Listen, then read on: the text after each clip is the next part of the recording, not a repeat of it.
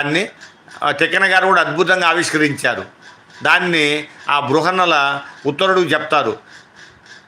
కాంచనమయ వేదిక కనత్కేతనోజ్వల విభ్రమము వాడు కలశజుండు సింహలాంగూల భూషిత నభోభాగ కేతు ప్రేంకణము వాడు ద్రోణసుతుడు కనక గోవృష సాంద్ర కాంతి పరిస్ఫుట ధ్వజ సముల్లాసంబువాడు కృపుడు కంబు ప్రభా కలిత పతాక విహారంబువాడు రాధాత్మజుండు మణిమయోరగ రుచిజాలమహితమైన పడగవాడు కురిక్షితిపతి మహోగ్రశిఖ ఘనతాల తరువగు శిరమువారు సురనదీసూనుడు ఏర్పడ చూచుకొనుము అని బృహన్నల ఆయనకి వర్ణిస్తారు.